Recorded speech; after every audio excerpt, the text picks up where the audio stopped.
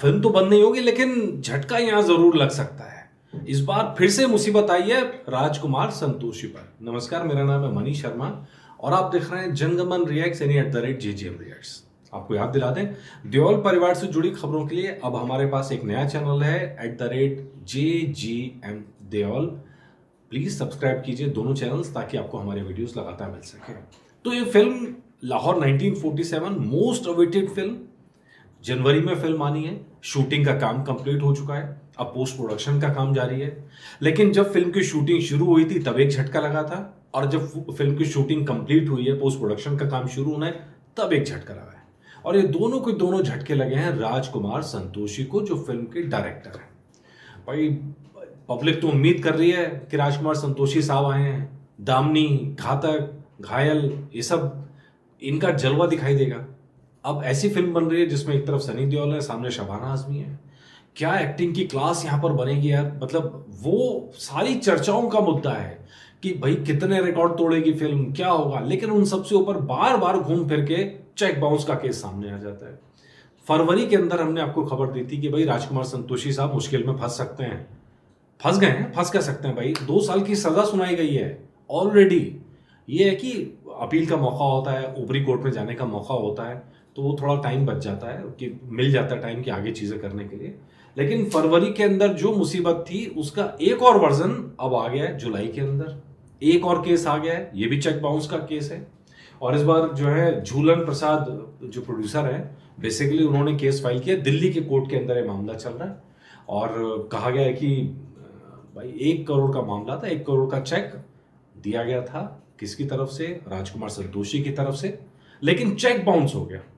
अब पूरे जितने धोखाधड़ी के केस होते हैं, सब में सबसे दिलचस्प क्या होता है कि मतलब एक तो आरोप लगता है कि भाई इसने पैसा ले लिया, उसने पैसा ले लिया।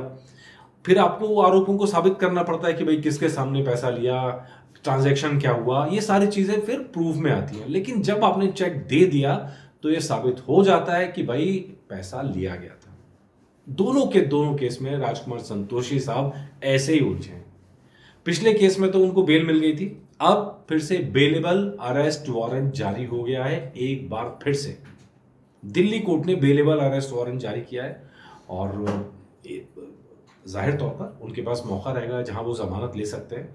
लेकिन स्टिल बदनामी तो बहुत हो रही है भाई साहब, बदनामी तो जबरदस्त हो रही है।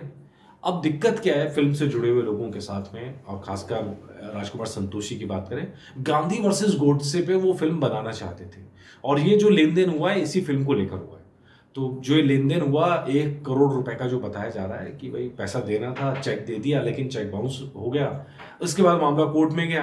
अब अरेस्ट वारंट इसलिए जारी हुआ है क्योंकि राजकुमार संतोषी किसी केस के अंदर, किसी डेट के अंदर पहुंचे ही नहीं।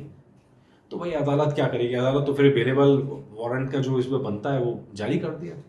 और अगर यहाँ सजा होती है तो फिर से 2 साल की सजा हो सकती है। पिछली वाली सजा तो चलो अभी सुनवाई चल रही है, फिर आ गया मामला।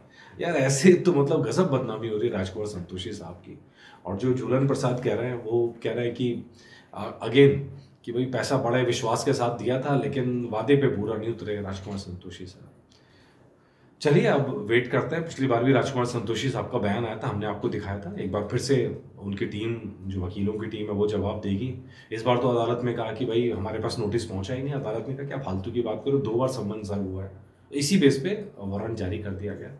तो अब संतोषी साहब को पेश होना पड़ेगा। और हालांकि मैं फिर कह रहा हूँ, ये वो मामला नहीं है कि जिसमें तुरंत गिरफ्तारी हो जाएगी। बेलेबल है, गिरफ्तार तो नहीं होंगे। इसलिए हो सकता है कि तुरंत से काम ना रुके लाहौर 1947 का। लेकिन 2 केस सर के ऊपर होने के बाद में, मतलब आई डोंट नो कि अगर इस बीच में कोई केस पूरा होकर सुनवाई पूरी हो गई, अब क्या सेटलमेंट होगी। दरअसल वो कह रहे हैं कि फाइट ऑफ सारागृह में 6 करोड़ बनाए उन्होंने, अब लाहौर 1947 में 2 करोड़ बनाए। जब वो पैसा बना रहे हैं तो उधार चुकाने में दिक्कत क्या है, ये सवाल है। पिछली बार भी कहा गया जब अशोक लाल वाला केस था जामनगर कोर्ट में कि भाई ये सब फर्जी है, मनगढ़ंत है, पैसा बनाने के लिए, चर्चा में आने के लिए। लेकिन सर कोर्ट के सामने तो चेक हैं जो चेक पे साइन करके दिए हैं। अब उसका क्या जवाब देंगे, कैसे जवाब देंगे, ये उनकी टीम पर है। जो जवाब आएगा आप तक जरूर पहुंचाएंगे। लेकिन पैसे का लेन देन तो चलो सेटल हो जाएगा, लेकिन बदनामी बहुत हो गई है। और वो भी लाहौर 1947 जैसे डायरेक्टर की बदनामी हो रही है, जो बहुत बड़ा प्रोजेक्ट है मेरे हिसाब से, बहुत बड़ा प्रोजेक्ट है। और जिसमें सनी पाजी की मतलब खुद प्रतिष्ठा दांव पर लगी। हालांकि सनी पाजी पर भी आरोप लगे, लेकिन उन आरोपों में और इस आरोप में फर्क क्या है, यहाँ सीधा सीधा चेक जारी किया गया है। चेक जारी करने के बाद सारे जांच पड़ताल सबूत खत्म हो जाते हैं, सीधा एक ही चेक दिया है, वो साबित हो जाता है अपने आप में। सनी पाजी वाले केस में ऐसा नहीं है, वहां सिर्फ मुंह जवानी आरोप लगे हैं कि ऐसा हुआ ऐसा हुआ। वो मामला भी अभी कोर्ट तक नहीं पहुंचा है, वो मामला भी अगर जाएगा तो उसका भी आप तक एपिसोड जरूर लेके आएंगे। लेकिन फिलहाल ये अपडेट था, मुझे लगा आप तक लाना जरूरी है, इसलिए लेके आया हूँ। बताएगा आपको एपिसोड कैसा लगा। नमस्कार।